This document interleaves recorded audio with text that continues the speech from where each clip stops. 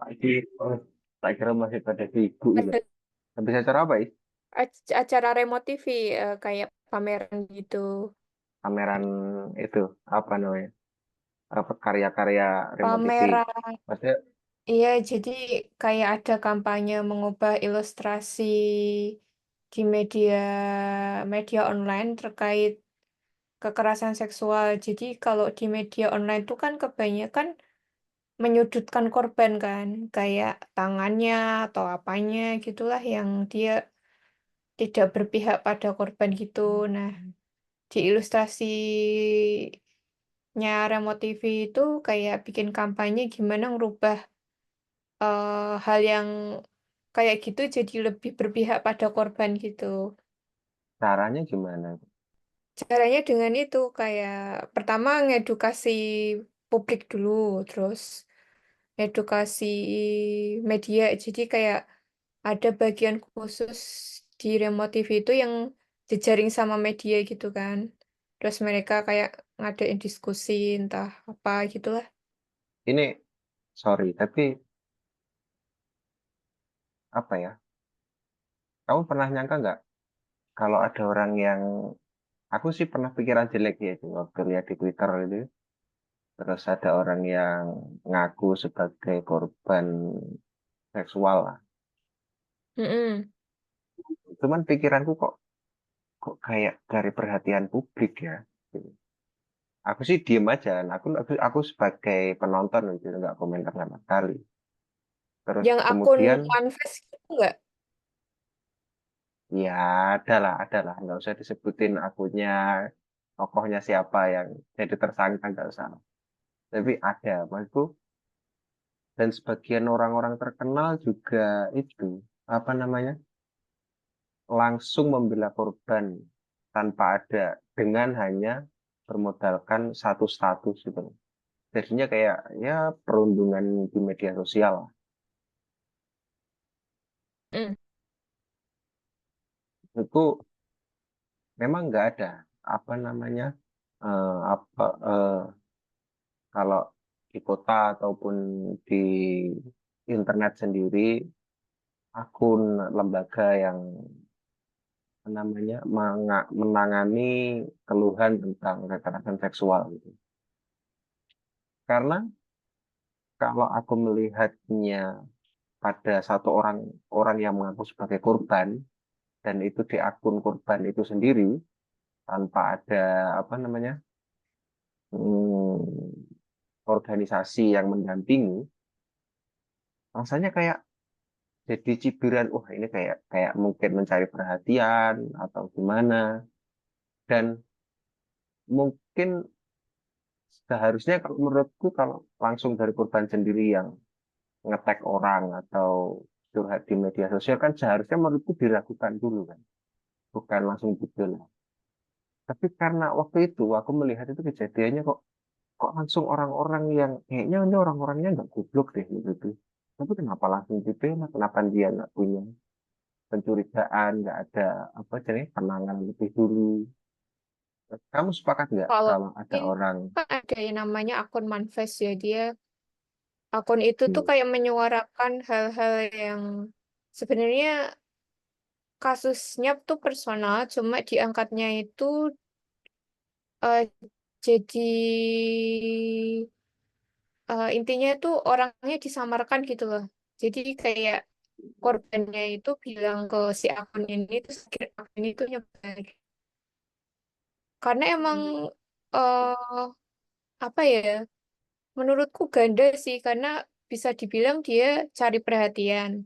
Tapi di sisi lain juga mereka itu takut bersuara gitu karena nggak ada yang bela makanya sampai kayak gitu. Karena ada juga kasus malah dilaporkan gitu kayak akun itu dikatakan cari perhatian terus dilaporkan sebagai pencemaran nama baik oleh si pelakunya itu sendiri gitu.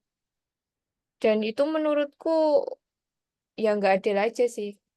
nah ya menurutku memang kalau person to person kemudian langsung dilempar ke media sosial, pada akhirnya kayak apa namanya iya prasangka lawan prasangka. Tapi menurutku kalau memang udah ada satu organisasi yang bisa menengahi itu menurutku cukup adil. Artinya dia organisasi itu mungkin nggak menengahi mungkin nggak mungkin, tapi kalau menengahi pengadilan lah ya. Tapi organisasi yang bisa memverifikasi bahwa dia itu memang benar-benar korban gitu. Seharusnya itu sangat dibutuhkan sih menurutku, apalagi di era Komnas ini. Komnas Perempuan sih yang aku tahu. Cuma kan dari temenku yang di Komnas Perempuan itu juga kan kasusnya kan terlalu banyak gitu loh. Kalau diituin satu persatu itu juga butuh tenaga yang banyak, sedangkan orangnya sedikit gitu. Jadi kayak banyak yang tenggelam. Terus kalau di Indonesia itu kan tipenya kalau kasus tenggelam itu kan orang udah males buat ngangkat itu lagi. Kayak mereka banyak yang dipendem menurutku. Sinyalmu kok putus-putus sih. Aku iki sakjane nganggo iku, Suaranya. nganggo Wifi.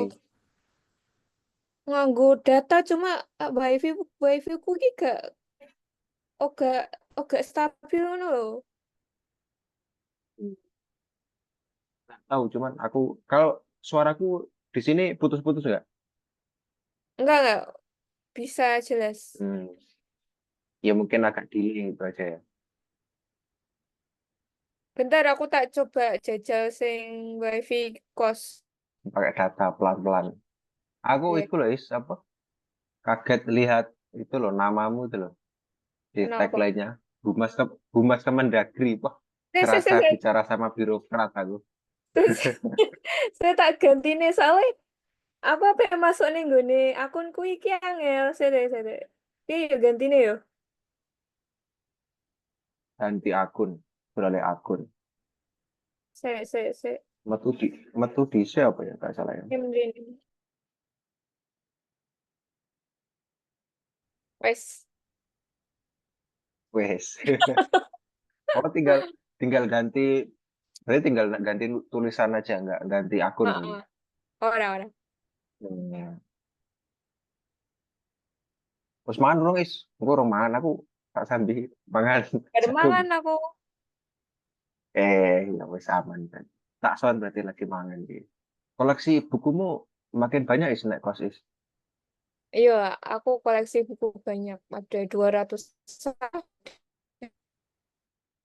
100 mungkin ya. Segitu.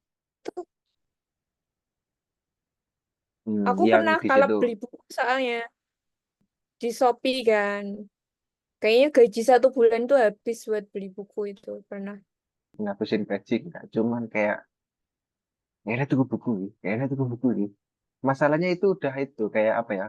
Kita itu apa ngelis itu udah lama ya. Tuku buku ini, pengen tuku buku ini, pengen tuku buku ini. Terus pada akhirnya tuku kabeh ya hampir sejuta lah intinya pokoknya.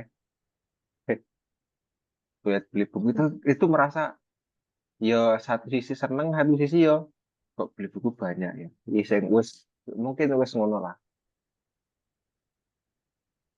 Kadang yang banyak baca untuk saldo atau akeh. Jadi tuku buku banyak ini ya rapat rasa sebenarnya.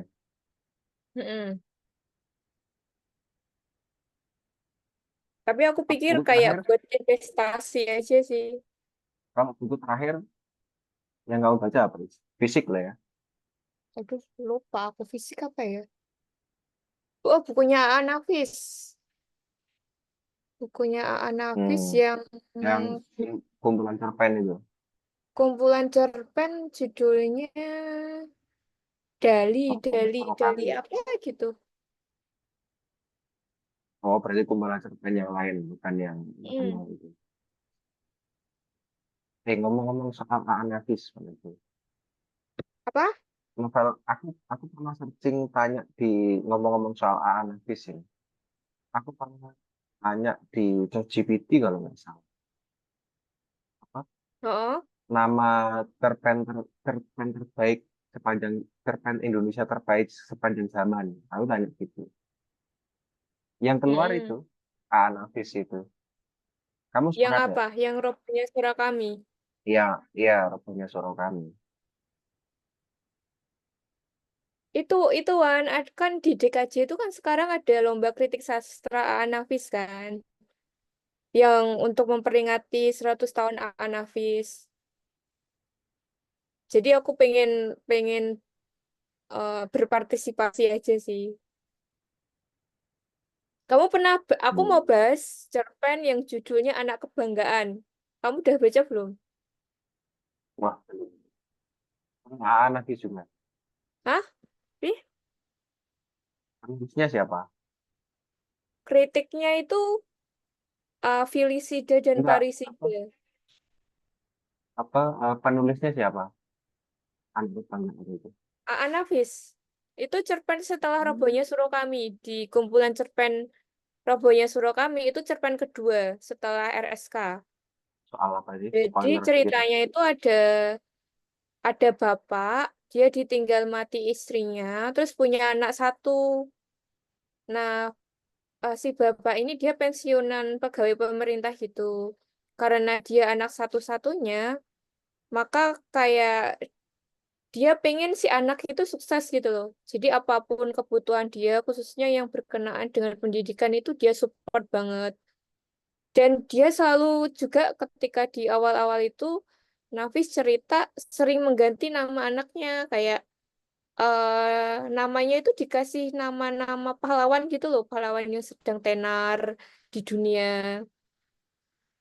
Ketika pahlawan atau tokoh itu kena masalah, dia ganti nama. Ganti Namanya nama berubah. salah ganti lagi. Heeh, kayak gonta-ganti Namanya nama pernah dikasih gitulah. nama Nah, kayak Churchill gitu ya. heeh, iya terus Dikasih Churchill nama kena Napoleon. masalah terus dia ganti lagi. Heeh, terus iya nah kayaknya Napoleon juga ada deh. Pokoknya raja-raja zaman Ah, segitulah tahun 1900-an gitu sampai akhirnya dia kasih nama Indra Budiman.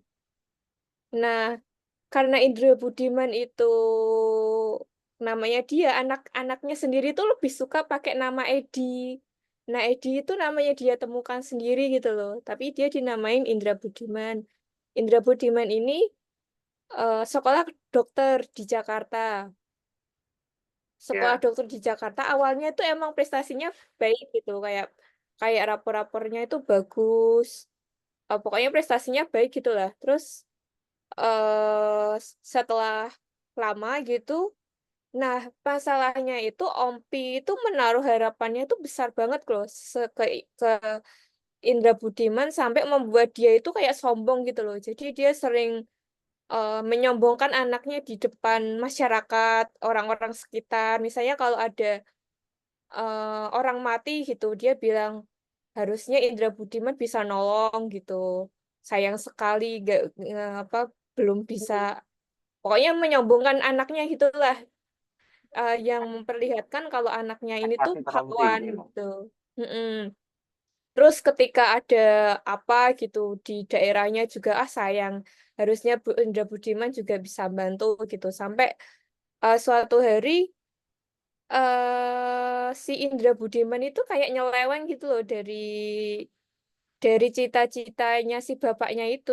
Jadi dia kayak sekolahnya kacau, kuliahnya hancur gitulah, kayak jadi orang yang nggak bener gitu.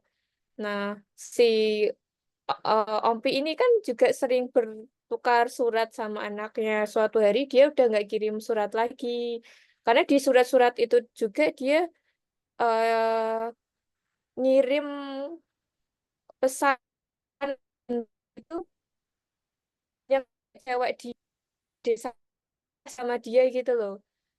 Dia dia padahal si Ompi ini dia nggak tahu si cewek ini udah menikah apa belum. Pokoknya dia dia kirim foto-foto perempuan-perempuan itulah ke Indra Budiman. Nah, Indra Budimannya itu percaya padahal si bapaknya ini bohong. Suatu hari nggak dapet surat tuh si Ompi itu. Nah, dia tuh menunggu, menunggu, menunggu. Kenapa nggak datang-datang nih surat anaknya? Sampai akhirnya dia jatuh sakit. kayak nggak bisa apa-apa Mhm. gitu loh Iya. di di rumahnya sendirian, terus ada tetangganya yang dia nemenin. Nah, tetangganya ini kayak merasa kasihan gitu sama si Ompi ini. Suatu hari datang tuh telegram yang menyatakan bahwa si Indra Budiman ini meninggal. Nah, eh dia semangatnya itu cuma pengen nerima surat si anaknya ini, pengen dia datang gitu. Tapi akhirnya dapat eh, kabar seperti itu gitu. Jadi dia dia masang masang masang kaca gitu di depan kamar tidurnya yang itu ngarah ke pintu. Nah, itu tujuannya biar ketika Iya. ada pos datang dia bisa langsung lihat gitu loh. Nah, suatu waktu ketika Iya. dia sakit dan telegram itu datang, dia tuh tiba-tiba sehat gitu loh untuk baca si telegram ini. Iya.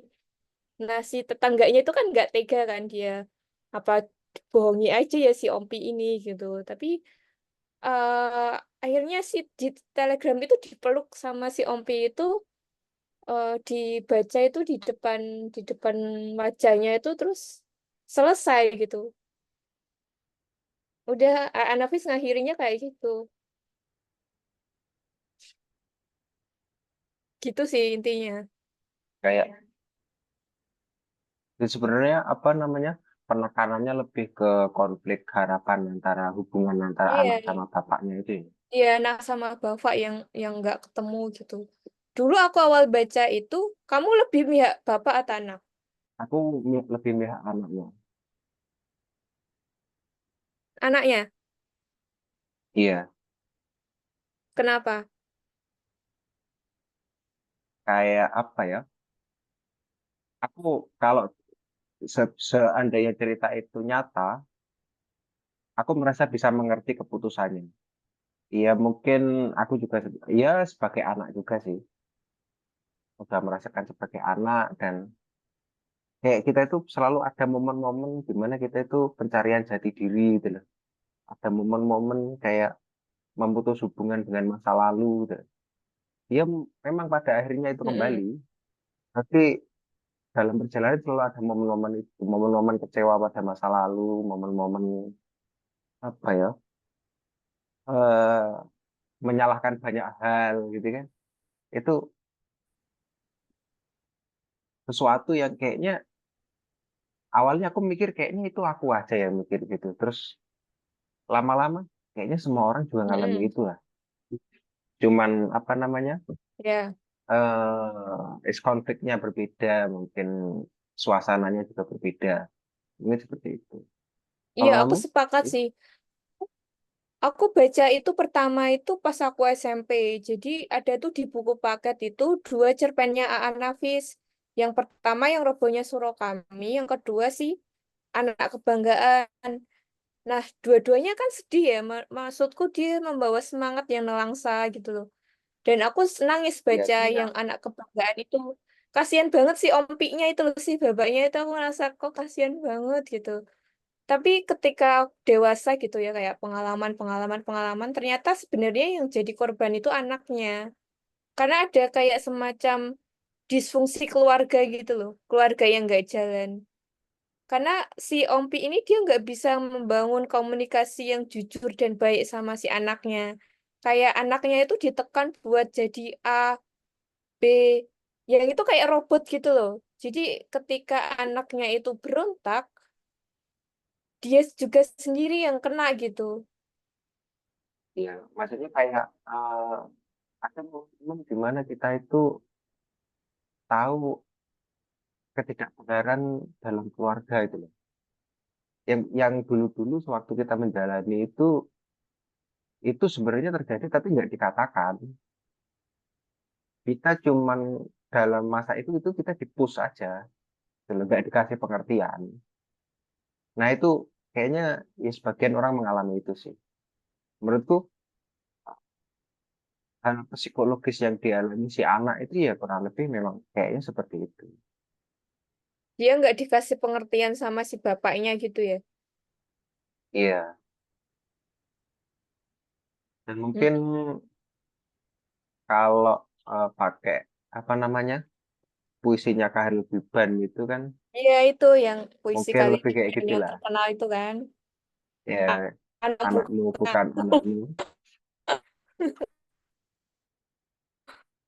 Kayak itu aku waktu mau aku dari Blitar waktu mau pulang ke Banyuwangi. Terus waktu itu di stasiun Blitar itu ada toko bukunya. Aku lihat-lihat. Waktu itu 50.000 mahal ya, harga itu buku puisi itu. Tapi Ya, kayaknya penasaran tak ya. diri aja lah. Dari sekian Mm-mm. ya dia kan bicara yang banyak bicara soal hakikat-hakikat kan. Kalau sang nabi itu kan bicara tentang hakikat persahabatan, hakikat dunia, hakikat uang, apa gitu. Iya kayaknya menurutku yang paling Oh, nempel itu ya yang anakmu bukan anakmu itu. Kayak kau mm-mm. bisa mengikuti dunianya, tapi dia nggak akan bisa mengikuti duniamu. Kayak gitu lah. Oh, iya bener-bener. Kayak gitu terus. Iya sih, itu Terus kalimat menggambarkan banget sih. kayak kalimat akhirnya itu yang mungkin sampai hari ini jadi apa namanya rujukan itu bahwa kau adalah busur. Jadi berat orang tua itu busur. Jadi ketika pak dan anak itu panahnya, orang tua itu memilih arah yang tepat untuk anaknya, mengarahkan. Mungkin kalau pemanah yang bagus membaca arah angin, membaca angin. Mm-mm. Tapi kalau ketika panah itu sudah terlepas dari busurnya, Iya, itu sudah perjalanan dari panah itu sendiri. ha, ha. Iya bener sih. Nggak bisa panah itu Dan kalau udah menurutku jalan juga terus di kayak, belok-belok itu. menurutku tuh banyak banyak orang tua egois nggak sih? Kayak kayak apa ya, ya kayak anak itu kayak jadi objek benda gitu loh yang bisa dia bentuk sesukanya gitu. Seperti Iya, jadi seperti yang dia mau gitu. sewaktu aku membaca puisi itu sampai ya kuliah itu, aku punya keyakinan itu ya, tentang Mm-mm. anakmu bukan anakmu itu. Sampai aku menemukan counter lain ketika aku baca Marquesot Bertutur punyanya Cak Anton. Dia itu waktu itu nulis soal ya anakmu adalah anakmu. Dia bikin anu lah, counter dari puisinya Khalil Gibran itu lah. Karena Mm-mm. pengalaman ketika dia di jalan-jalan di kota, terus baru ini ketemu anak-anak muda yang banyak itulah, maksudnya anak-anak muda yang banyak melakukan pelanggaran.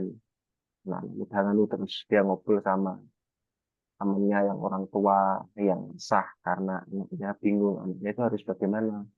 Apakah dia mau dilepaskan aja atau diatur begini-begini. Ya gitu.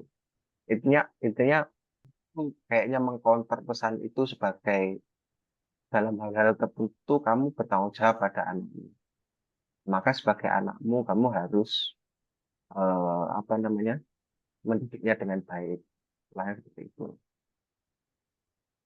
Tapi menurutku memang pengungkapan yang paling pas itu ya busur dan panah itu tadi di puisinya Iya, iya, Gibran iya. itu tadi. Tulis dong di WA karya tadi yang counter puisinya si Khalil. Nanti Hmm. coba aku baca. Anakmu bukan anakmu sebetulnya itu. Dan itu di halaman tengah kayaknya. Di halaman tengah Apa-apa? anunya Khairul Gibran. Anakmu adalah anakmu. Itu Oh, memang itu tulisannya. Itu di halaman tengah buku Marquesot itu.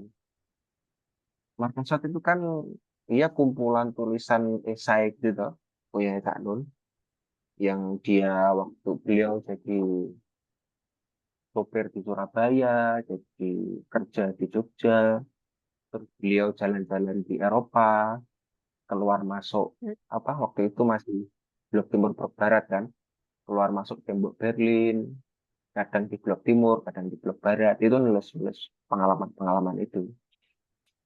Mau beda. cerpen ini tuh aku bingung kan ya pakai pisau analisis apa ya gitu.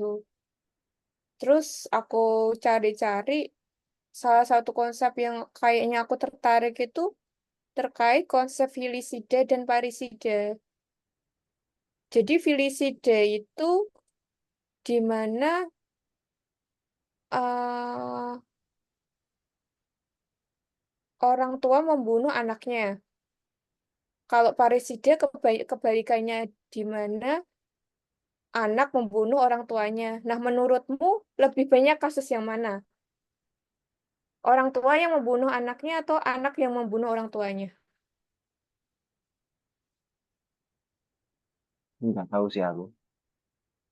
Kalau Mungkin berdasarkan kalau sekarang pengalamanmu baca-baca atau apa gitu, atau feeling, nggak tahu, nggak tahu. Nggak tahu sih. apa? Nggak tahu aku.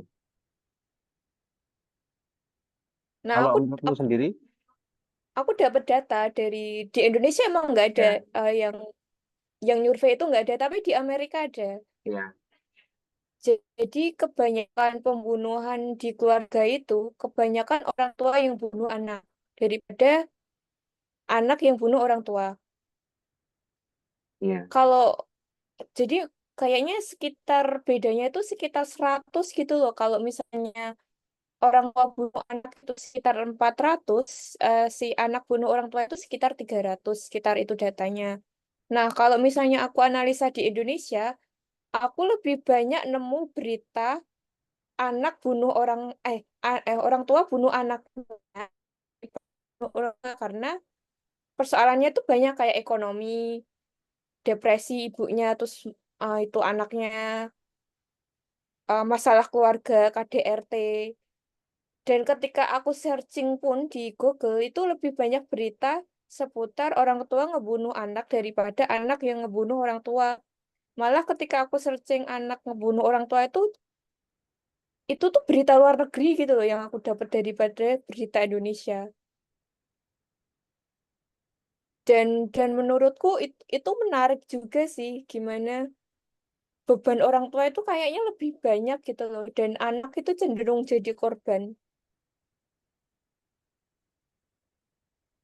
iya sih. Ya anak bagaimanapun dia lahir di dunia dan kadang ya masih penuh dengan ketidaktahuan. Mm-mm. Ya mungkin benar kalau kata orang bahwa sebenarnya logikanya harus dibalik, bukan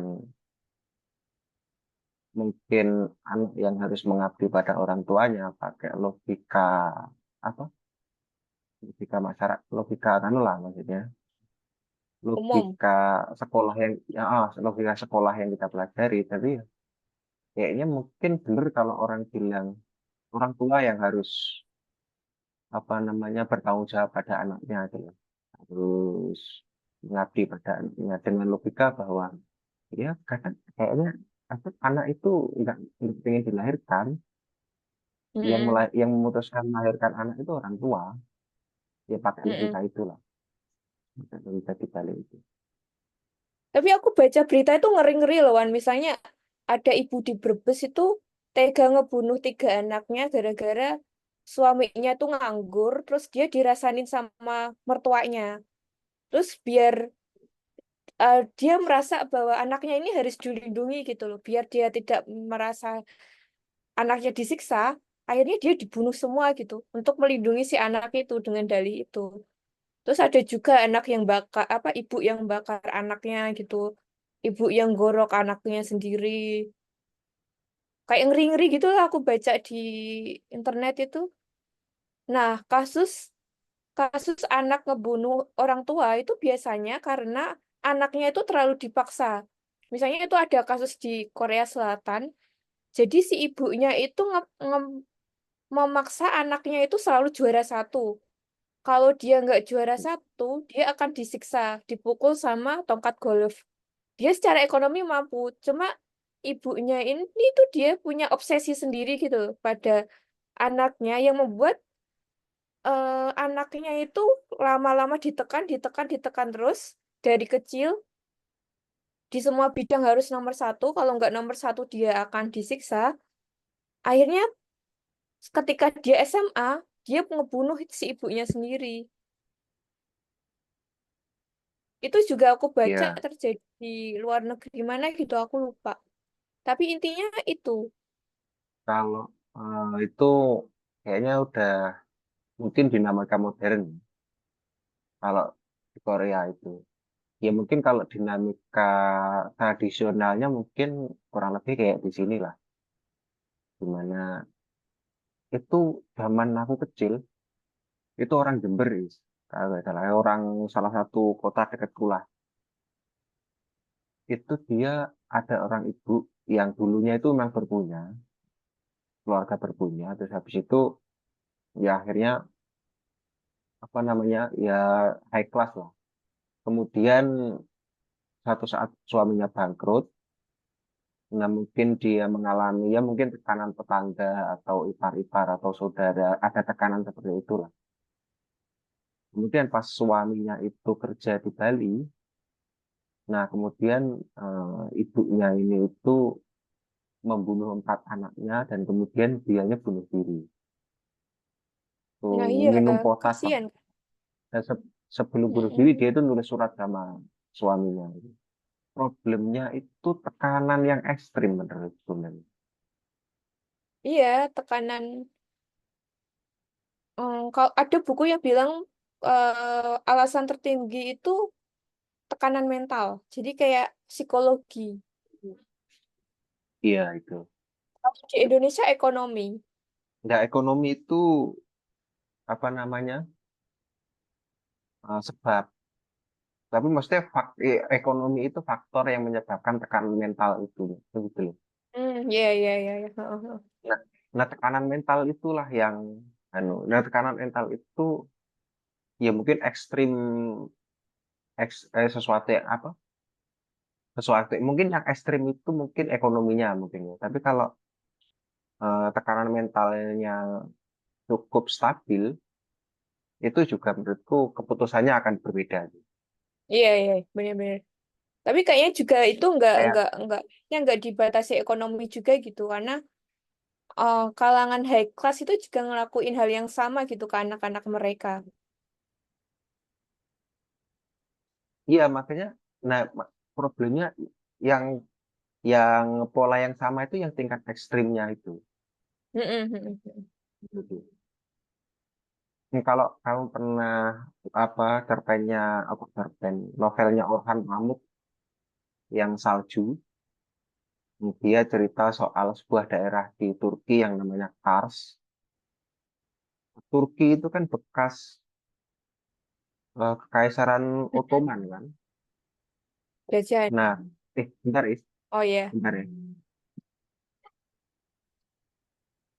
Eh, Kak Son mana nih kok nggak nongol-nongol ini? Iya, iya, nggak tahu nih kemana dia. Tadi sampai mana Is? Sampai Culho salju. Oh ya, sampai ya daerah Kars itu. Itu Mm-mm. kasus yang marak di Kars itu di Turki itu adalah seorang mahasiswa bunuh diri karena sekolahnya itu melarangnya untuk memakai jilbab.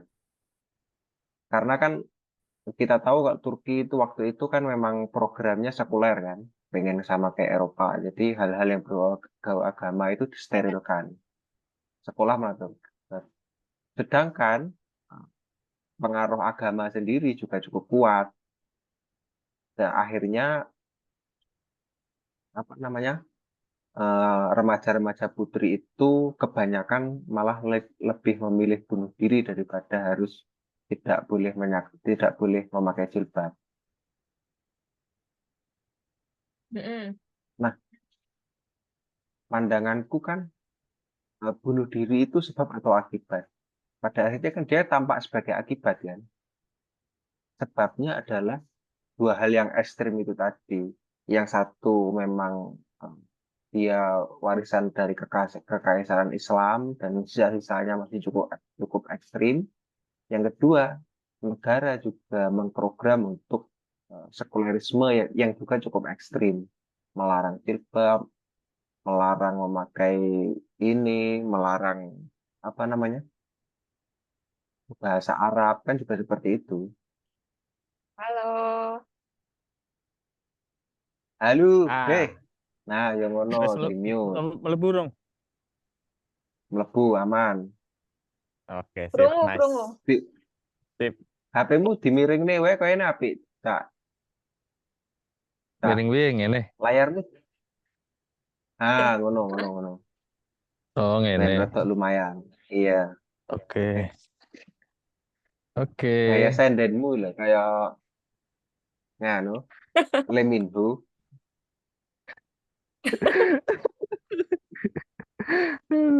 Lek ciem paling. Barang apa, Cak? Wes ket Kayaknya mau nggih. sibuk ini. Amen White. Wah, gak mau, san, san.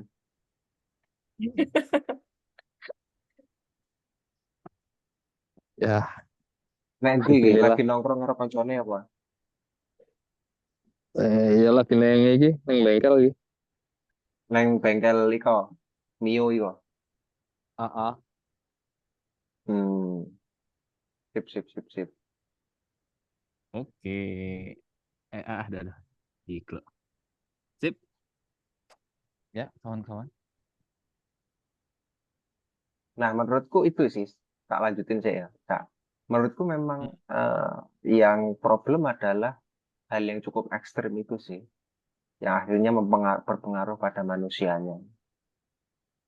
Bicara soal ekstremisme kita, alah harap diajak omong malah ngilang. Iya, Eh, apa. ini ngobrol soal ekstremisme, ekstremisme yang berdampak buruk pada society. Oke. And then? Nah, yaitu.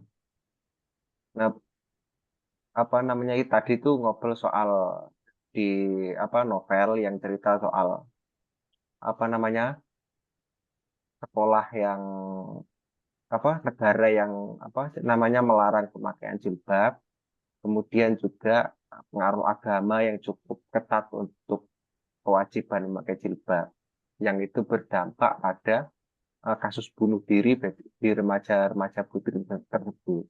Karena antara dia nggak bergabung dengan society atau dia eh, berjilbab tapi kesepian gitu. Padahalnya yang dipilih itu malah kasus bunuh diri.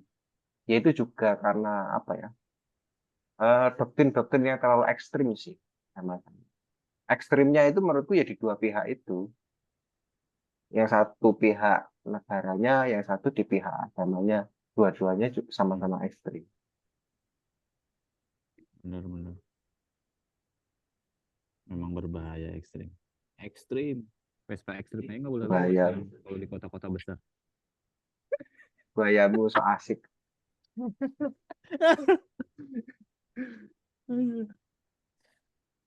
Oh, Aku, jadi aku bahas malah itu tadi. baru baru baca tadi loh. Yang apa namanya? Akan kasus bunuh diri yang di Semarang itu, yang mahasiswa Undip itu. Itu udah lama nih. Piye, piye, piye. Kasus yang ada apa dokter yang bunuh diri itu loh. Apa namanya atau apa? Mahasiswa dokter kedokteran yang bunuh diri itu loh. Itu udah lama. Itu kayak semingguan yang lalu deh, mungkin ya. Oh, itu yang viral itu ya? Yang Semarang tuh? Iya yang iya yang viral itu di Semarang. Jadi tuh ada mahasiswa PDDS apa-apa gitu lah. Jadi dia kayak semacam tugas gitu di rumah sakit. Ketika tugas itu dia ngerasa kayak tugasnya itu terlalu berat gitu loh. Terus ada isunya juga ada senior yang malak dia dan besarnya itu kayak 20 sampai 40 juta itu tiap bulan. Terus ada isu bully-bully gitu juga ke si anak ini. Namanya Risma apa ya? ARL. Buset, Iya, ARL. Rifki, Terus akhirnya wali kota. dia dia nggak kuat, kayak dokter juga kan. Dia kayak nusukin pakai apa itu jarum gitu loh, obat yang dia bisa Iya, ngebunuh tapi pelan-pelan. iya, iya, iya. Arsenik, bukan pasti. Arsenik. Kamu Ayo, nganu arsenik sih. mari mati. Terus seminggu kemudian itu ayahnya itu meninggal. Oh iya, yang ini ya. Oh itu Semarang tuh itu. Iya, itu di Semarang di Undip. Oh, oh iya Undip, Iya, terus Universitas heboh di itu kan. Ayah, Pamulang. ayahnya meninggal karena apa itu? Apa karena tekanan setelah kejadian itu? Stres Pak. Eh, pertama 40 sampai 40 juta sebulan. Terus yang kedua itu soal bully. Bulinya itu aku kurang jelas kayak gimana. Terus eh, ketiga itu beban kerja di eh, di di tempatnya tugas sampai dia itu ngerasa bangun aja itu badannya itu udah sakit-sakit semua gitu loh. Dia kan nggak kuat gitu kan, kayak mau makan aja juga dia udah ngerasa susah gitu. Kan yang viral itu kan voice note-nya dia ke bapaknya dia. Kayak dia bilang kalau intinya itu badannya sakit semua gitu loh. Di ketika tugas di situ itu. Sampai nelen makan aja dia susah gitu. Ya karena dapat itu ya, apa? Kalau istilah kita itu perpeloncoan itu ya. Isunya sih gitu.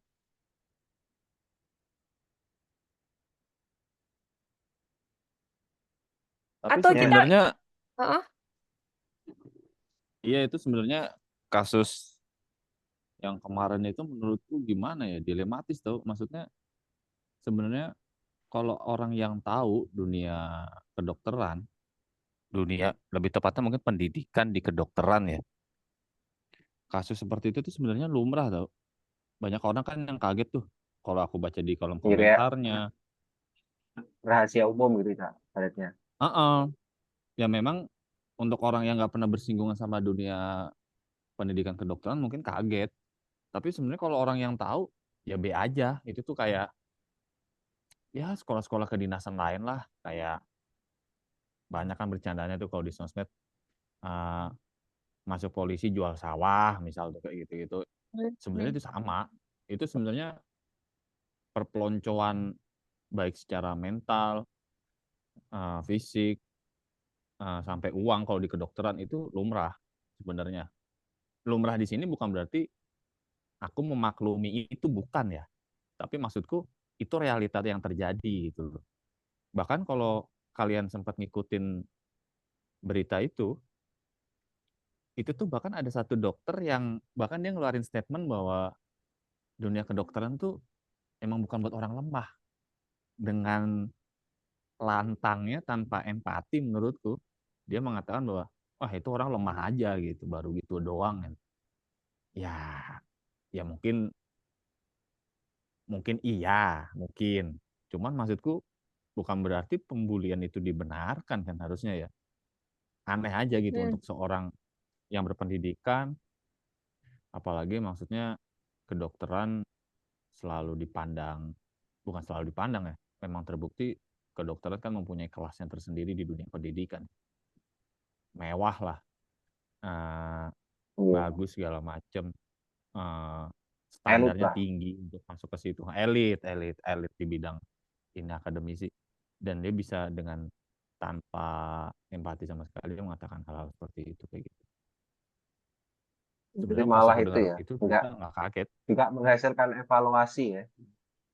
Iya, dia bukannya minimal kan orang nutupin, oh enggak gitu gitu misalnya gitu ya. Enggak, dia malah ngomong statementnya gitu, ah itu lemah itu gitu. Kalau nggak salah gitu, kurang lebih gitu ya. Redaksi secara ininya gimana juga nggak hafal, tapi kurang lebih begitu. Ada tuh Nah, di iya juga. sosmed. Oh ya, aku masuk ya.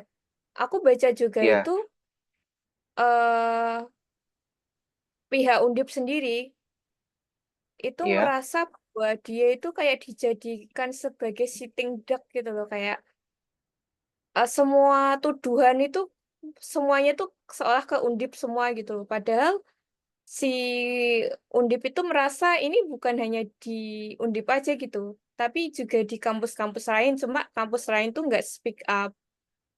Dan si juru bicara Undip ini bilang kalau untuk merujuk ke peraturan regulasi pemerintah yang dia dari Kementerian Kesehatan itu sendiri telah memberikan regulasi terkait masa apa sih jam kerja dokter iya, minimal sehari 20 jam, entah ada yang lebih sampai sehari pun sehat.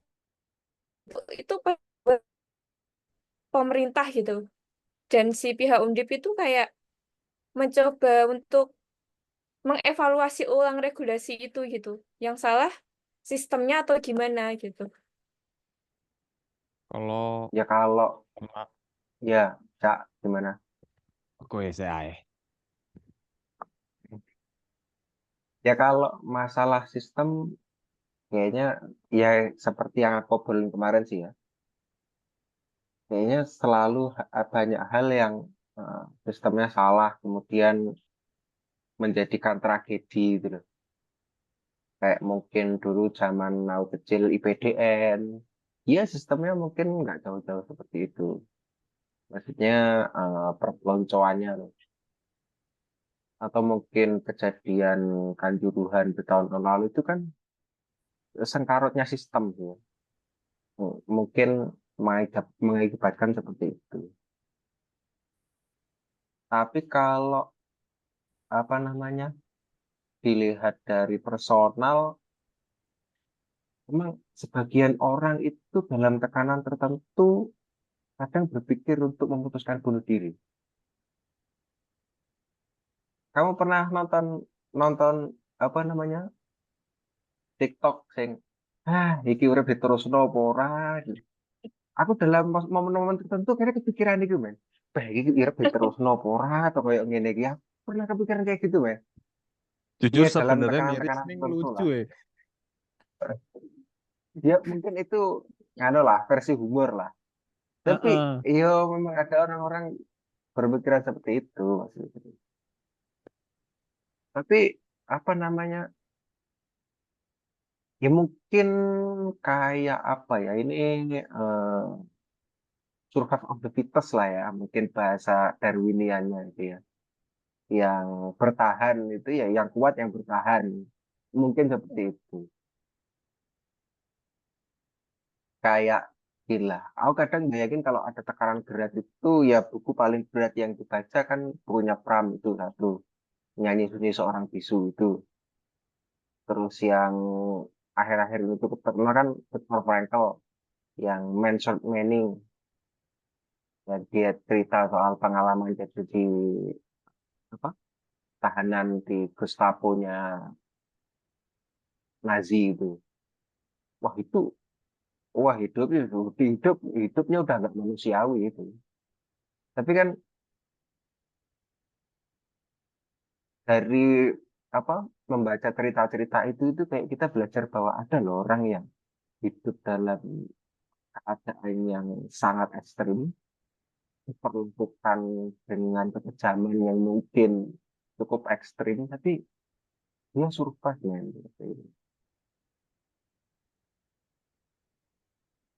Itu kayak ada perbedaan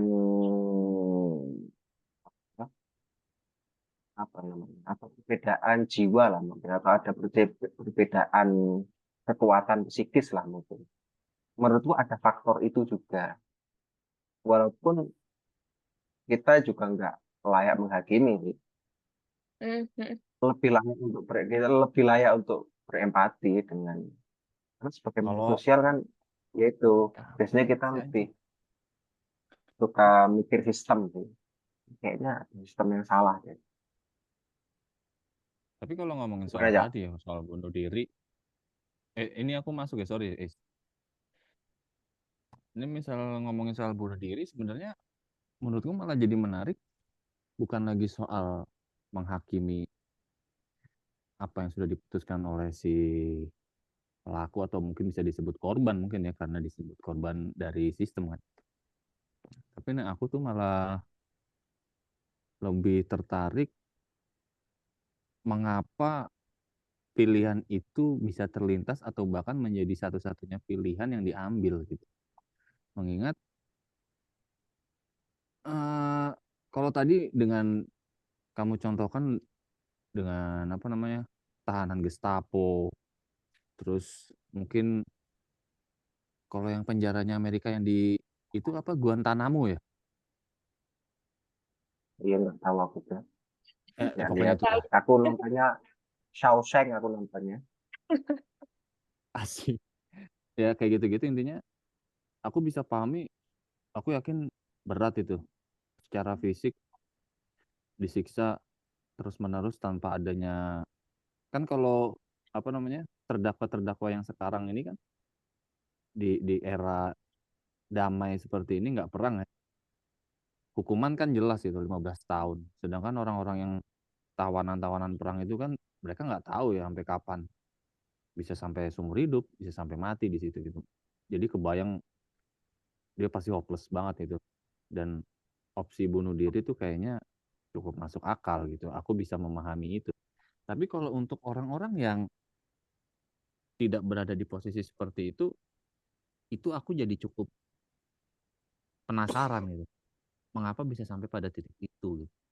Kayak kalau tadi balik kita ke awal soal kasus mahasiswi Undip yang memilih untuk bunuh diri hingga akhirnya menurutku menyeret bapaknya juga akhirnya meninggal karena ya stres segala macam gitu-gitulah. Itu kan menurutku juga kayak kok bunuh diri sih gitu. Kan banyak cara lain gitu kayaknya. Kenapa jadi bunuh diri aja ya? Jadi ada di pemikirannya dia saat itu gitu. Aku sangat menyayangkan itu, makanya aku penasaran. Cuman kan susah ya. Maksudnya kita mau mengulik itu lah orang pelakunya udah mati gitu. Jadi mau gimana? Nah, soalnya kalau aku dari kacamata aku ya, ya untungnya sih aku nggak pernah berpikir untuk bunuh diri gitu. Mungkin Wah, ada yang berarti berpendapat, yo strong. bukan strong, mungkin juga karena tekanan hidupnya nggak ada kali. Mungkin gitu. Cuman oke lah, maksudku kalau ngomongin masalah tekanan hidup kan pada akhirnya relatif ya. Tekanan satu bisa jadi sangat berat, tekanan tiga bisa jadi sangat ringan buat seseorang kayak gitu kan. Tapi intinya relatif. Setiap orang pasti punya tekanannya masing-masing, punya badainya masing-masing. Cuman alhamdulillah sih sejauh ini aku nggak pernah kepikiran untuk bunuh diri karena menurutku kayak nggak worth it aja gitu kayak kayaknya ada something yang bisa aku lakuin gitu selain bunuh diri gitu. Kalau menurutmu gimana pada berdua? Siapa nih? Aku dulu Ih, kali. iya. Kalau ngejawab itu, aku ini ya, dapat dapat insight dari bukunya orang Korea, Mhm. dijemahin di Indonesia itu judulnya Things Left Behind. Apa yang bisa kita pelajari dari mereka yang udah nggak ada gitu. Jadi yang nulis itu tuh dia mendirikan sebuah perusahaan yang langka, yaitu membersihkan barang-barang peninggalan klien-kliennya yang meninggal karena bunuh diri, karena jadi korban penyiksaan, kriminal, yang kadang minggu baru ditemukan atau dengan wajah dan tubuh yang udah hancur gitu. Nah, dari semua kisah pengalaman yang ditulis oleh penulis itu, aku dapat mengambil garis besar kalau alasan kebanyakan orang bunuh diri itu satu, kesepian. Jadi dia kayak nggak punya siapa-siapa, dia nggak punya support system yang kuat untuk me- menjaga dirinya gitu. Sehingga kayak opsi satu-satunya yang dia tahu itu mati gitu. Misalnya kayak anak sendirian di kota, dia masuk universitas yang bergengsi, tapi itu bukan cita-citanya gitu. Terus dia nggak ada tempat buat berkeluh kesah. Terus ada juga orang tua yang dia Dikira ditik curhat tuh, Ais. apa? Enggak, itu kisah buku, Enggak. bukan curhat. Itu judgment. Otakku tuh judgmental. Lanjutin Is. Ora, ora. Is. Dia kan ngomong mau apa jenenge masuk ke jurusan yang tidak dia senangi di Enggak, kota tapi besar. kisah pertama itu buku Ya, itu ya, ya. cerita terkait itu gitu. Oke, lanjutin Is. Judgmental memang Iya. dia. Terus jadi dia pengen pengen sekolah musik kan, dia suka bikin lirik, tapi orang tuanya itu pengen dia jadi apa? Untuk membuat orang tuanya bangga, dia sekolah dokter gigi gitu. Intinya gitu. Terus akhirnya dia Ya, bunuh diri di apartemennya. Oke, fix bukan Isma ini. Oh bukan. Bukan. Iya. Bagus, bagus. Iya, ya, iya itu sih kesepian itu sih yang bikin salah satunya orang memutuskan untuk bunuh diri. Lah nek kowe, An. aku sepakat pada intinya Isma tadi, menurutku, kesepian. Ini aku punya cerita agak lucu. Ini waktu di Jogja ya. Aku pernah dengar cerita ada anak yang sampai mungkin 3 atau 4 hari itu nggak keluar kamar kos karena dia nggak punya uang. Gila berhari-hari itu dia cuma makan promak, men. Maksudku apa ya? Kok sampai seitu loh, maksudku. Kok sampai se ekstrim itu gitu loh.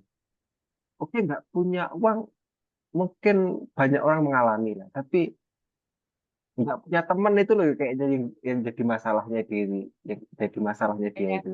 Tahu nggak ya?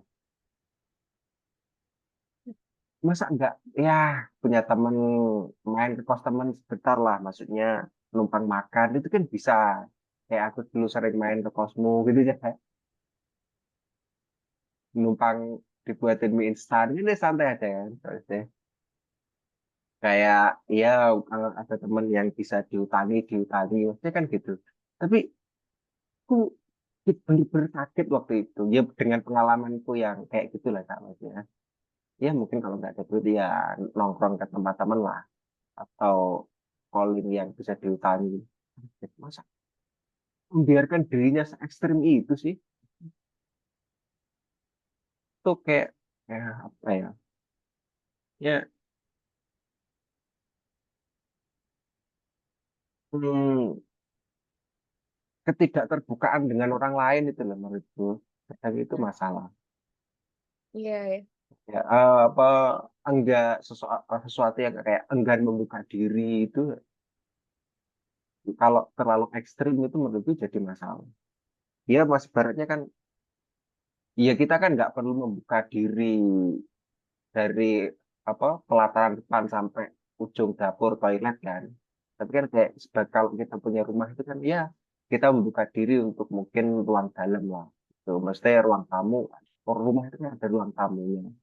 Ya kita membuka diri orang itu kan kayak ya ada hal-hal yang bisa kita tunjukkan sama orang lain gitu. Mungkin orang-orang spesial khusus itu bisa apa namanya main ke rumah kita sampai ke dapur gitu kan. Secara umum itu kan mainnya sama dengan kan aku roh roh kue ngoco kayak nganu lho dah. Bapak-bapak 90-an. Maksudku itu lah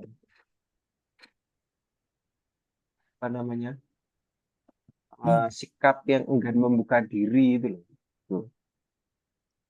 Dan kalau kesepian itu kan paradok ya, ada paradok. Satu sisi dia menghasilkan hal-hal besar, ya satu sisi dia menghasilkan tragedi gitu loh. Gimana gimana gimana? Kayak ya kesepian itu punya paradoksnya memang. Kalau emang kadang kadang kan orang-orang itu memilih untuk nyepi. Ada apa kita punya di Indonesia ada agama yang hari rayanya itu namanya nyepi. Karena nyepi itu penting men. Wah, itu gitu lah. Tapi dan mungkin orang dengan kualifikasi tertentu mungkin dalam sehari itu punya waktu untuk menyepi atau sastrawan-sastrawan atau seniman-seniman itu ketika dia menemukan inspirasinya itu orang-orang tertentu menemukan inspirasinya ya dengan menyepi kan seperti itu.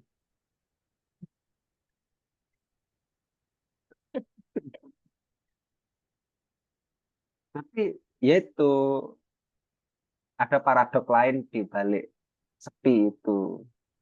Bagaimana yang tadi diobrolin Isma, orang-orang tertentu ketika punya masalah kesepian akhirnya dia ya merasa apa namanya semua beban kehidupan itu ada padanya gitu. Kayak kalau memang ketika dia sepi dan dia nggak mampu mengatasi sesuatu, seolah-olah hidupnya berhenti gitu loh.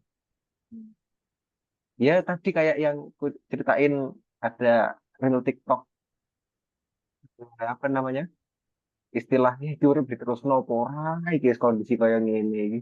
Kayak gitu kan. Oh iya, ada istilah lain. Jadi kayak banyak berpikir bahwa dunia itu kayak berputar di dirinya saja gitu. Padahal kalau misalnya kita lihat gambar besar, dunia ini berjalan ya bukan untuk diri kita aja gitu. Kayak semua masalah itu seolah dibebankan ke kita semua gitu. Jadi kayak berpikir dan mengingat bahwa dunia itu berputar bukan cuma untuk aku saja itu juga penting sih menurutku biar nggak terlalu sentris ke diri sendiri ya. Ya apa istilah saya ini overthinking. Iya ya, bisa jadi, bisa jadi. Gue pernah Apa? overthinking nggak kak? Ya tahu lah. Wah, normal berarti normal. Ini pernah overthinking normal. Apa berpikir apa? Ya maksudnya aku tanya gue pernah overthinking ya. Overthinking maksudnya ya mental health pernah mengalami itulah maksudnya kondisi mental health yang buruk atau apa namanya sekolah gue istilah hari ini undisordered anu Disorder, undisorder itu kayak gitulah. ADHD, ADHD. Ya, tapi nggak tahu ya. Generasi kita tuh kan apa ya? Kalau ada orang di tongkrongan terutama ya, ada orang yang kayak gitu nih lagi overthinking kan malah dikatain gitu ya, malah dicengin gitu kalau bahasanya di sini tuh. Alhasil ya makanya stress release-nya juga jadi beda gitu. Kalau ditanya pernah atau enggak, harusnya setiap orang sih harusnya pernah ya, cuman menyadari atau enggak sih.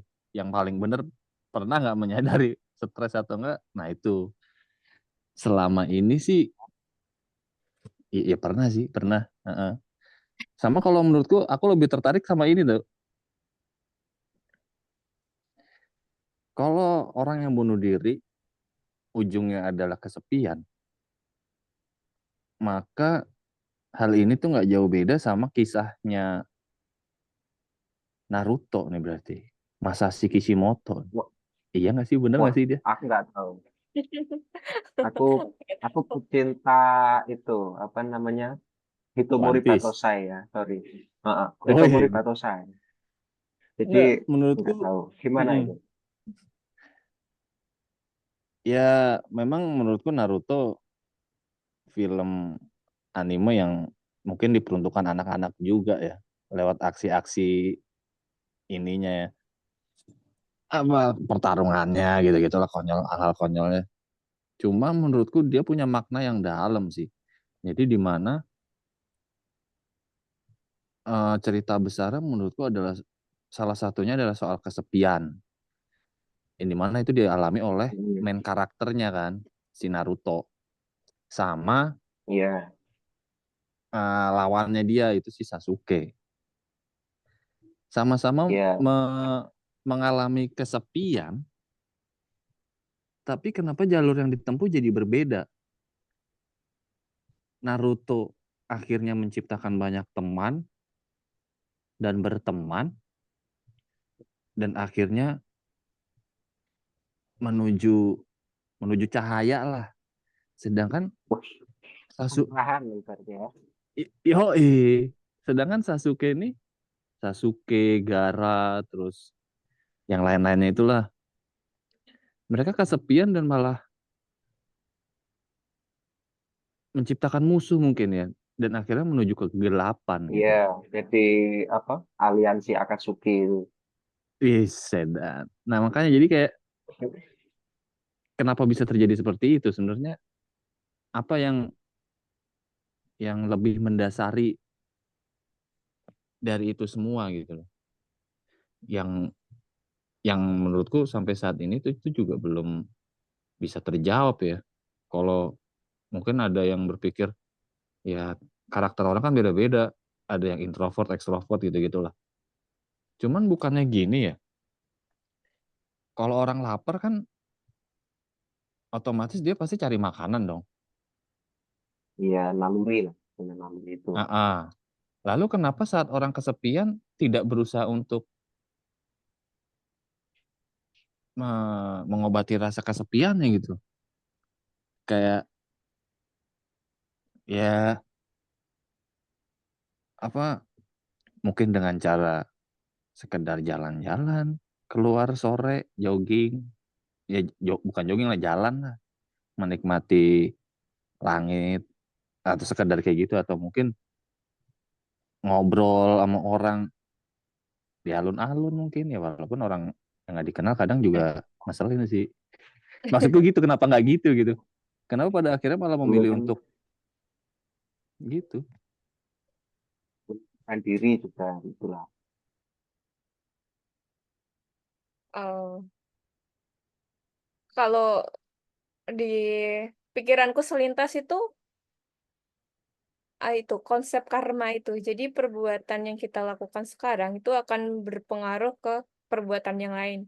Karma itu lebih ke aksi sih, kayak aksi yang kita pilih itu pasti bakal berpengaruh ke yang lain gitu. Tidak melulu harus kita merujuk ke waktu yang lama, masa lalu kita bukan, tapi apa yang kita lakukan saat ini, aksi sekarang itu dia akan berpengaruh ke kehidupan ke depan gitu. Jadi kayak bertumpuk bertumpuk bertumpuk, makanya jadi gitu gitu, kayak sesimpel apa yang kita tuai apa ya apa sih apa yang kita Yang sebar kita akan tanam.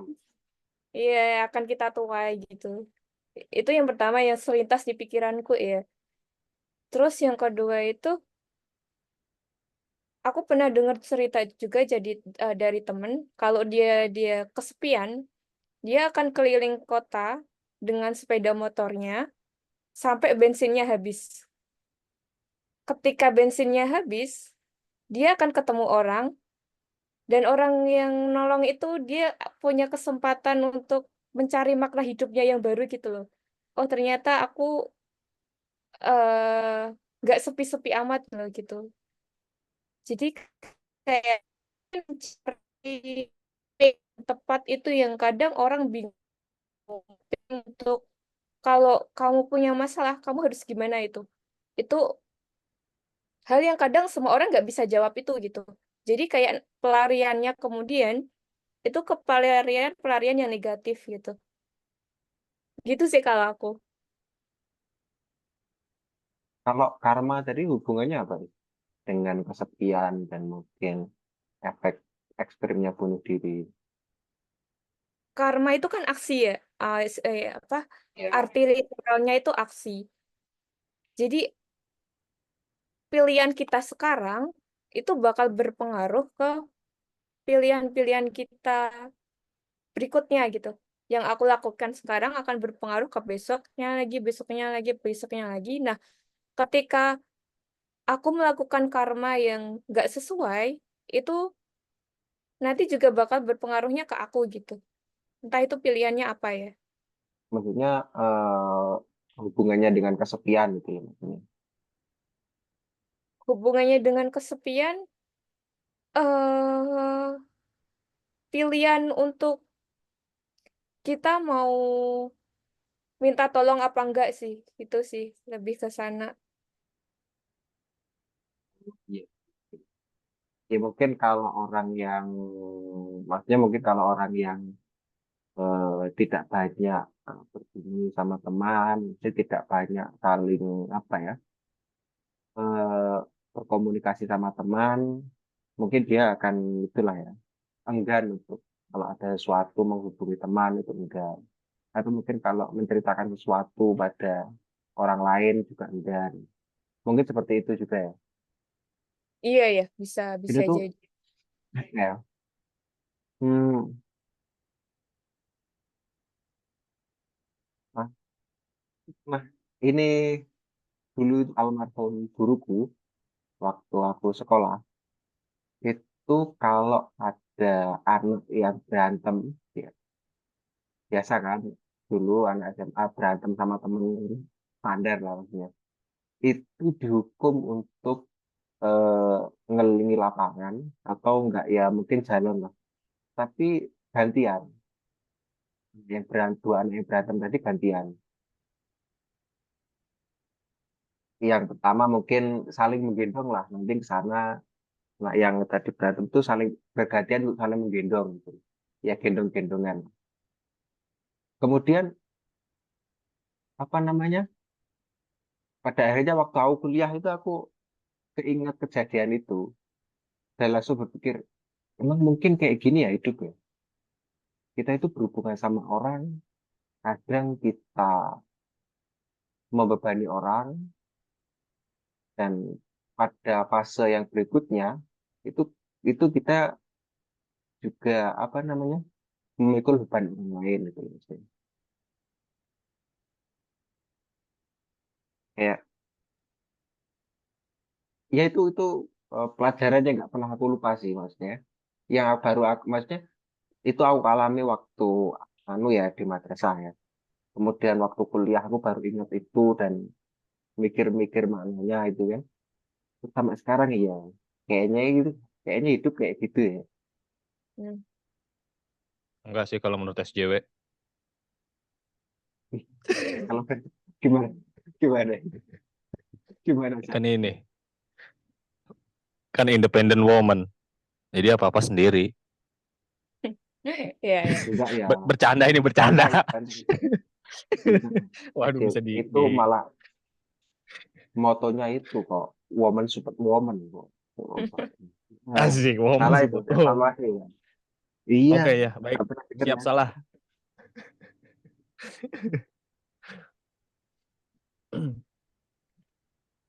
Tapi emang ini ya, sebenarnya kalau diomongin kayak gitu pada akhirnya semua permasalahan-permasalahan itu tuh kompleks ya. Kayak tadi permasalahan di Undip gitu. Itu kan sebenarnya permasalahan sistematis yang diturunkan dari generasi ke generasi. Kalau kalian pernah dengerin podcastnya atau mungkin dengar sekilas obrolannya soal apa si Dokter Tirta tuh, itu aja kan dia bilang gitu kan. Kalian tuh kalau jadi dokter, kalau berasal dari golongan kelas menengah, itu sulit. Privilege di dokter tuh akan lebih enak kalau kalian anaknya orang kaya banget atau miskin sekalian. Gitu. Kan dari situ berarti kan sistemnya nggak benar berarti kan. Maksudnya nggak ada kesetaraan berarti. Susah sih emang kalau ngomongin pada akhirnya yang berujung pada sistem-sistem gitu. Kompleks. Hmm.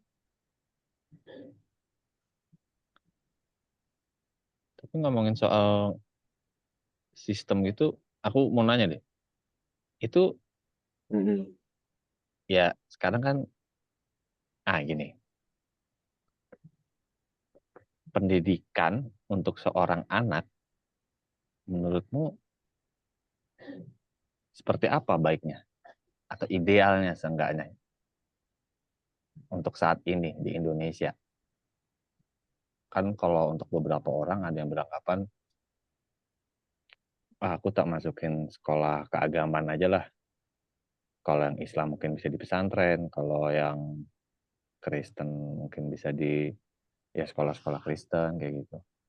Atau ada yang aku sekolahin ke internasional ya, sekolah internasional aja gitu. Lebih bagus kurikulumnya gini gitu. Itu gimana menurutmu? Eh, Nggak jelas tadi ya suaranya. mulai jelas Jelas. jelas, suaramu jelas. Oh, Kayaknya itu yang kita obrolin tadi deh. Iya, iya. Prinsip utamanya itu apa namanya? Puisinya Khalil Gibran itu loh, Kak. Jadi puisi orang tua itu sebagai orang yang memakai sebagai busur. Dia yang menentukan arah, yang dan anak itu sebagai anak panah. Dia menentukan arah, terus baru apa namanya mengatur berapa pegasnya. Mungkin kalau orang kaya mungkin pegasnya bisa lebih kuat, mungkin karena tabungannya banyak. Mungkin orang mungkin ya sesuai kemampuan pegasnya lah, mengatur arah mau diarahkan kemana, kan seperti itu. Tapi kalau ketika busur itu sudah apa anak panah itu sudah terlepas dari busurnya, ya itu akan menjadi apa perjalanan dari anak panah itu sendiri. Busur itu iya iya. sudah nggak punya hak untuk mengatur mau kemana akan kemana harus bagaimana. Ya Nah aku posisi setuju orang soal tua itu. itu sebagai busur itu. Ini ngomongin prinsipnya loh. Kalau Mm-mm. teknisnya mungkin setiap keluarga atau mungkin setiap budaya punya itu lah, punya apa namanya teknisnya masing-masing. Kalau mungkin Nah bisa aku dilihat nah dilihat aku gini, menanyakan kalau teknisnya Indonesia itu. itu menurut menurut Clifford, kalau Indonesia dalam pandangan Clifford Gate mungkin antri abangan priai mungkin juga pada akhirnya masing-masing dari itu punya teknisnya sendiri bagaimana mendidik anaknya. Atau mungkin cara pandang Eropa, pendidikan anak-anak kelas kerja dengan pendidikan anak-anak kelas elit. Mungkin cara ngaturnya gimana, mungkin ya beda-beda. Di situ Jang. Kayak menurutku, kayaknya aku juga pernah nulis itu di grup. Aku sepakat sama pendapatnya Albert Einstein sih. Dia bilang kalau jika kamu menilai soal apa seekor ikan dari kemampuannya manjat pohon, dia akan menjalani seluruh hidupnya itu dengan kepercayaan bahwa dia bodoh gitu. Dan menurutku sistem pendidikan di Indonesia itu belum sampai ke tahap natural skill atau gift hadiah yang diberikan Tuhan ke anak ini tuh apa gitu sehingga harus diwadahi apa itu belum nemu gitu. Ketika di sekolah seni matematika bakalan nggak nemu gitu. Dia akan merasa dirinya akan bodoh gitu. Nah, memfasilitasi itu yang menurutku susah. Kan kata Einstein juga kan, setiap anak itu sebenarnya jenius kalau kita tahu gift-nya dia itu kemana gitu. Termasuk orang-orang yang maaf kayak berkebutuhan khusus, dia itu punya gift sendiri loh yang bahkan dia bisa lebih shining gitu daripada anak-anak yang normal. Misalnya dengan menggambar atau dengan seni apa gitu. Dia bisa mengekspresikan natural skill-nya dia itu apa gitu untuk kesuksesannya dia. Nah, kadang masalahnya juga ketika pendidikan itu udah maksa kurikulum A, B, C dengan ketentuan yang ABC juga, orang jadi atau anak itu kehilangan sense akan natural skill-nya dia gitu, itu kayak hilang gitu. Kayak akhirnya jadi yang mediocre itu, ke sana enggak, ke sini enggak gitu. Akhirnya dia bingung sendiri, termasuk sama masa depan dia gitu. Gitu sih kalau aku. Iya sih. Iya sih. Itu masuk juga. Makanya kayak apa namanya? Iya, ya, aku baca kemarin tentang pengalaman seorang guru Amerika yang ngajar di Finlandia itu, yang bukunya Page Like Finland itu. Dia kan kayak komparasi itu perbedaan antara pendidikan Finlandia sama pendidikan Amerika. Kalau inti pada prinsipnya adalah dia itu meletakkan apa namanya, kebahagiaan itu di atas segalanya. Kebahagiaan itu di atas apa namanya, intelektualitas, di atas prestasi lah. Menempatkan prestasi, kebahagiaan itu udah di atas prestasi. Jadi harus pendorong utamanya adalah bagaimana murid-murid ini bahagia. Nah, prinsipnya adalah ia mendorong untuk murid-murid ini menjadi dirinya sendiri. Kalau teknisnya mungkin banyak lah. Salah satunya adalah eh, belajar di luar kelas. Juga jeda 15 menit apa ya. Kan kalau kita kan sekolah kan jedanya 1 jam 45 menit. Dan mungkin jedanya 5 menit kan. Kalau di Belanda itu kayaknya setelah 30 menit itu ada jeda 5 menit. Dan itu anak boleh keluar. Ya mungkin teknis-teknis seperti itulah. Gitu. Kayak Toto-chan juga gitu ya, yang Jepang itu, yang anak-anak diajak keluar sama gurunya. Diajak, Oh, misalnya Toto-chan. kalau untuk mempelajari tanaman, dia harus ke kebun, ke sawah, atau ke Iya, gunung gitu. iya, kurang lebih seperti itulah. Enggak, belum pernah nonton Toto-chan sih. Tapi mungkin Jogja kayaknya udah mempraktekin. Ada ada Akademi Salam itu sebenarnya cukup cukup Sekolah alam. representatif sih. Iya, sekolah alam. Enggak, ada apa? Pak Toto siapa? Iya, Yang salam bikin itu. sekolah Akademi Salam. Tapi aku no comment deh kalau itu.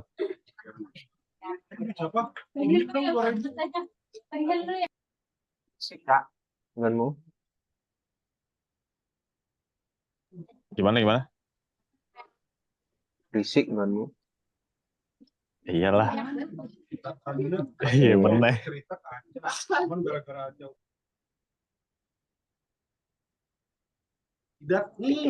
Lagi di bengkel, maklum. Toto-chan itu penekanannya tentang apa sih? Ya? Apa? Is? Aku baca udah lama banget sih, jadi itu tuh dari buku, penulisnya aku lupa. Terkait pendidikan buat anak-anak kecil. Jadi ada guru yang eh, intinya itu menjelaskan sistem pendidikan di Jepang untuk anak-anak gitu. Dengan membawa mereka kembali ke alam, dengan membawa mereka ke pelajaran-pelajaran yang dekat dengan kesehari-harian kayak gitu. Difilmin juga, cuma aku belum nonton.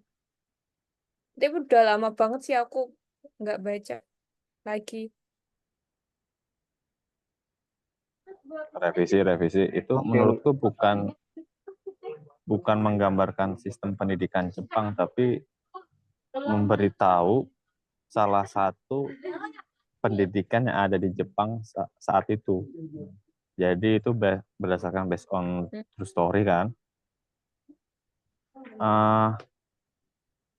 Jadi itu adalah sistem pendidikan alternatif yang didapat oleh penulis.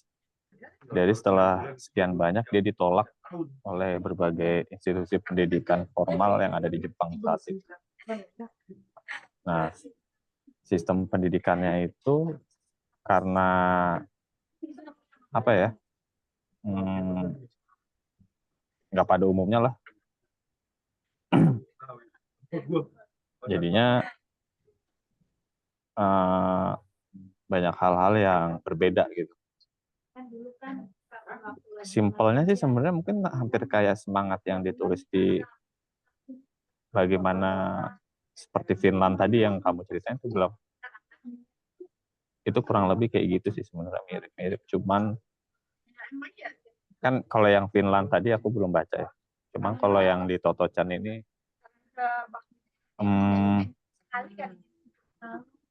lebih menceritakan secara detail bagaimana proses belajar mengajarnya, teknisnya sih intinya, teknisnya seperti itu gitu. Tapi kalau semangatnya mungkin sama.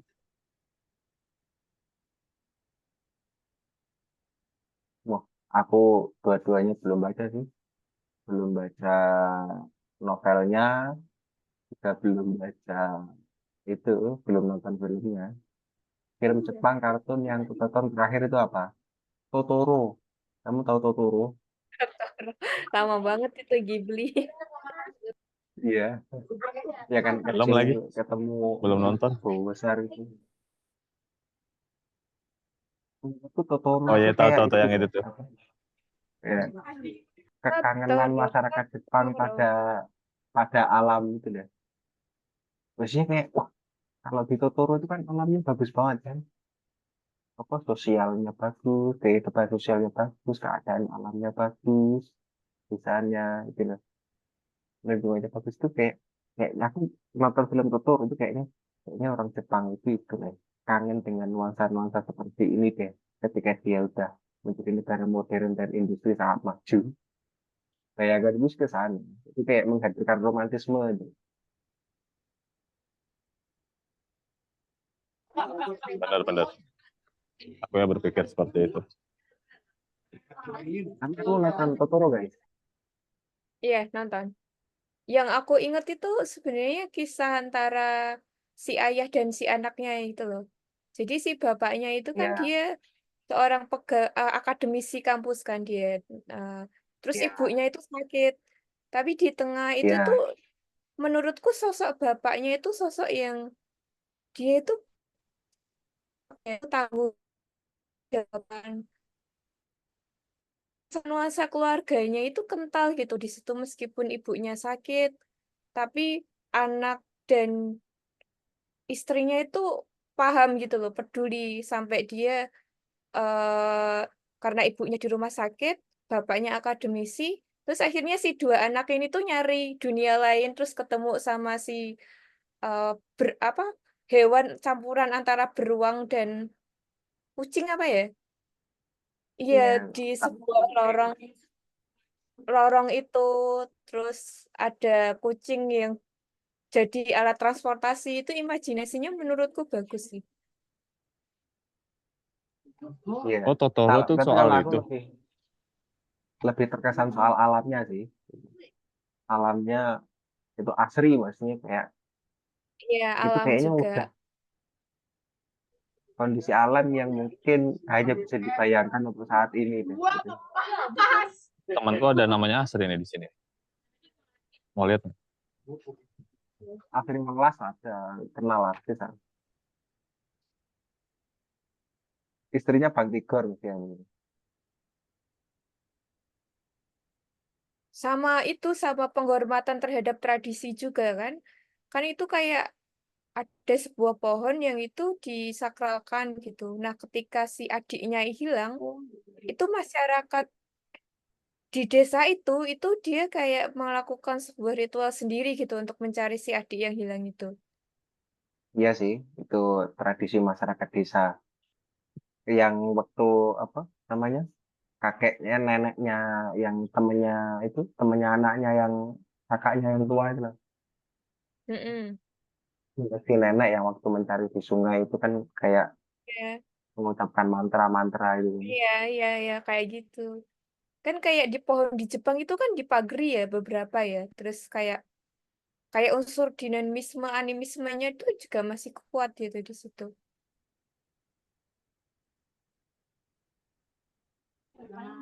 Ya, kayak di Bali lah. Ya.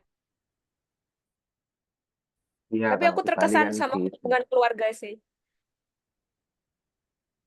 Dengan ibunya sama anaknya, sama Mm-mm. bapaknya gitu ya. Iya, adik kakak, terutama hubungan adik ke kakak, kakak ke adik, ayah ke anak.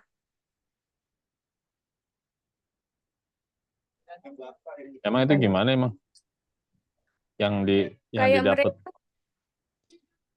Harmonis itulah Kak, men- istilahnya. menurutku hubungannya nggak terlalu dilebih-lebihkan juga kayak kadang kakak itu kesel juga loh sama adik gitu, sampai adiknya hilang gitu. Terus kakaknya merasa bersalah, gitu-gitu. Tapi penggambarannya bagus gitu. Natural berarti ya? Iya, natural. Kayaknya ibunya itu menderita kanker apa-apa gitu lupa aku. Kan pindah rumah dari kota ke desa dan rumahnya itu angker sebenarnya kalau di Jepang. Ya, ya. Itu aku yang masih jadi pertanyaan itu hewan apa sih itu? Hewan hewan enggak, setan enggak. Aneh Dia itu loh. Yang percampuran itu hewan percampuran gitu. percampuran dua hewan kalau pernah aku baca itu kayaknya beruang sama kucing Hmm, dijadiin itu satu. yang itu ya. Jadi wajahnya itu Saya bisa kayak terbang. kucing, tubuhnya itu kayak beruang. Ya, bukan yang itu yang Panda, panda. hitam-hitam kayak virus. Ya, yang hitam-hitam kayak virus di rumahnya itu loh, yang bikin Nah rumahnya iya, angker. nah, Itu apa ya? nah itu sebenarnya hantu menurutku kayak roh-roh zaman Jepang masa zaman apa gitu. Ya, Romusa, zaman Romusa. kan ya. Iya, Sama sama modern zaman Shogun lah mungkin. iya aku nggak tahu. Itu rumahnya angker itu sebenarnya yang saat Nggak smash. ada ada terkenal itu kan Aquinata yang di kucing terbang itu kan. Ya, kita kayaknya udah itu deh, kelamaan deh ngobrol ini. Udah hampir Emang jam kenapa? 12 sudah. Eh, Terus berubah ntar ya barangkali Cinderella. barangkali sibuk menurutku. Oh, kirain. Enggak sih. So far so good. Iya, kowe telat. Wes kare nganggur ya. Ya maaf. Lanjut. Ntar lagi nih. Besok lagi. Iya, minggu depan lah. Kalau weekend-weekendan aja. Kalau ya minggu depan, 2 minggu depan, bulan depan, kita Tahun depan. ngobrol-ngobrol lagi. Oke, siap. Oke. Siap. Ya, terima kasih ya semuanya. Ya, makasih. Yuk, angkat tangan. Nah.